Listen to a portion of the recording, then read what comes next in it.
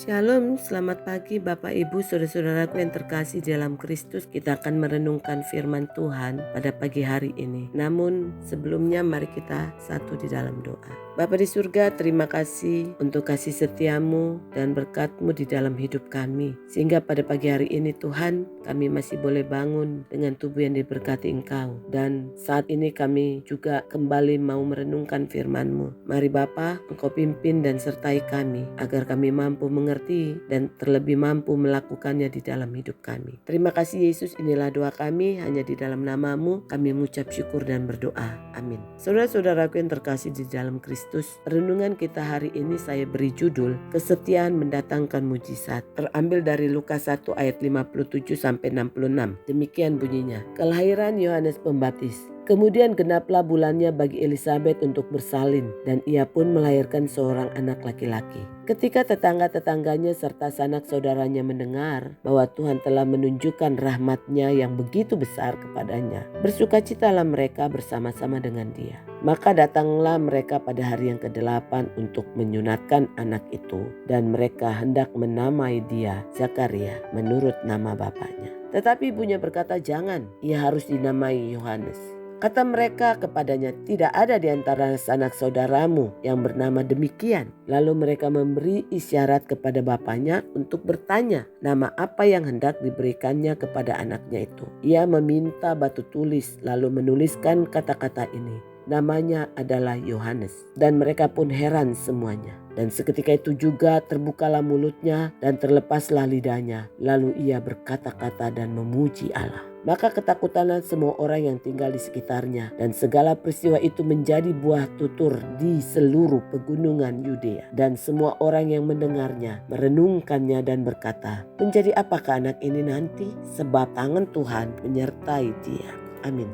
Saudara-saudaraku yang terkasih, bacaan kita hari ini adalah kelanjutan dari kisah kelahiran Yohanes yang kemudian dikenal sebagai Yohanes Pembaptis. Kisah ini masih berfokus pada orang tua dari Yohanes Pembaptis yang pada masa tuanya mereka mendapatkan seorang anak yang merupakan anugerah Tuhan. Jika dalam pembacaan ayat sebelumnya, Zakaria itu ragu dan tidak percaya pada kabar berita yang disampaikan oleh malaikat Gabriel sehingga membuat dia menjadi bisu. Dan pada perikop hari ini, apa yang diberitakan oleh Gabriel telah genap melalui kelahiran Yohanes. Dan kemudian terbukalah mulut dan lidahnya Zakaria sehingga ia kembali dapat berbicara dan memuji Allah. Peristiwa kelahiran Yohanes menjadi berita yang menggembirakan karena ia dikandung dalam mujizat. Maka sukacita besar di antara semua sanak saudaranya atas peristiwa tersebut di mana Allah telah menunjukkan kuasanya kepada Zakaria dan Elisabet. Maka kelahiran Yohanes Pembaptis menjadi kegenapan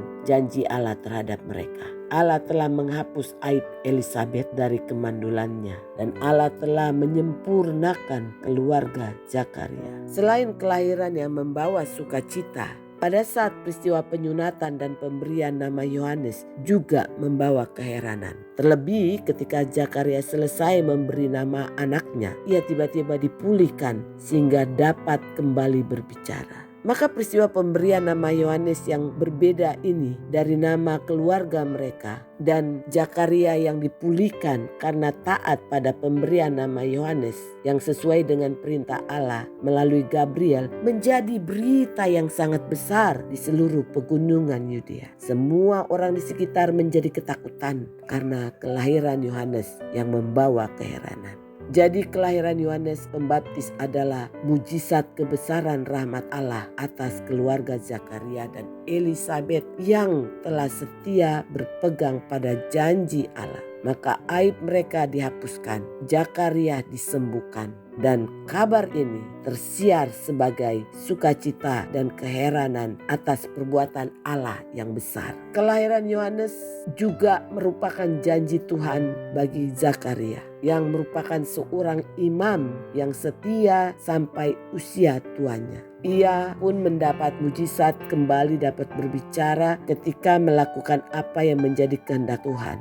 Dan kelahiran Yohanes ini pun adalah berkat Tuhan yang sangat besar, bahkan sampai tersiar luas. Mengapa? Karena Yohanes lahir di tengah kemustahilan manusia, yaitu lahir di usia orang tuanya sudah tua. Namun karena janji Allah yang setia, mujizat kelahiran Yohanes pun digenapi dan menghapuskan aib Elisabet yang mandul. Saudara-saudaraku yang terkasih, mencermati hidup Elisabet, maka kita akan belajar tentang arti pengharapan, iman, dan kasih kepada Tuhan yang sungguh tidak terpengaruhi oleh situasi yang menyesakkan. Ia dan Zakaria adalah pasangan pelayan Tuhan yang telah menikah bertahun-tahun lamanya. Namun mereka sangat setia. Hanya saja mereka tidak dikaruniai anak, sehingga Elisabet disebut sebagai seorang wanita mandul. Nah, divonis mandul di masa itu adalah hal yang sangat menyakitkan. Tetapi Elisabet, meski ia banyak mendengar suara-suara sumbang, ia tidak menjadi lemah iman.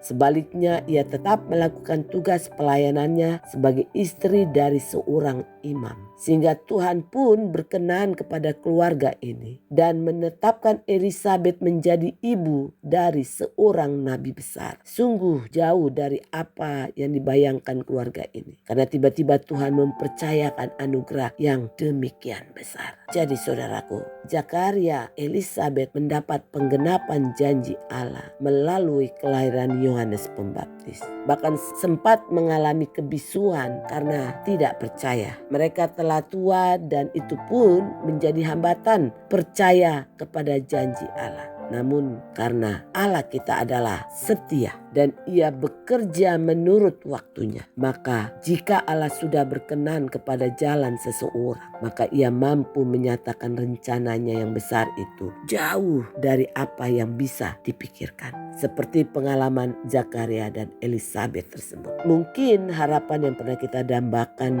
bertahun-tahun yang lalu, bahkan rasanya telah terkubur dalam-dalam. Karena kita berpikir mustahil untuk terwujud, sehingga sudah tidak ada lagi perasaan kecewa. Kita menjalani kehidupan dengan ucapan syukur dan terus menunjukkan kesetiaan kita untuk melayani Tuhan, sekalipun yang kita harapkan belum atau tidak dikabulkannya. Mari kita belajar bagaimana hidup dalam kesetiaan kepada Tuhan dalam segala situasi, seperti yang dialami Elisabet dan Zakaria. Meski seolah-olah tidak ada pertolongan, tidak ada hal yang baik, namun kita akan tetap setia melayani Tuhan, karena Allah kita tidak pernah ingkar janji. Dia selalu setia kepada janjinya.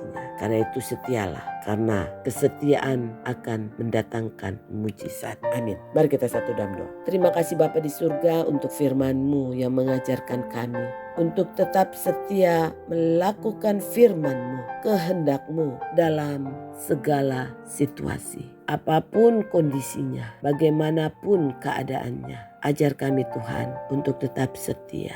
Karena dengan kesetiaan, mujizat-Mu akan terjadi ya Bapa. Terima kasih Tuhan, ini doa kami. Biarlah Engkau yang memimpin kami, menyertai hidup kami, dan menuntun jalan kami ya Bapa. Terima kasih Yesus, di dalam nama-Mu kami mengucap syukur dan berdoa. Amin. Selamat pagi, selamat beraktivitas. Kiranya Tuhan Yesus Kristus menyertai kita sekalian.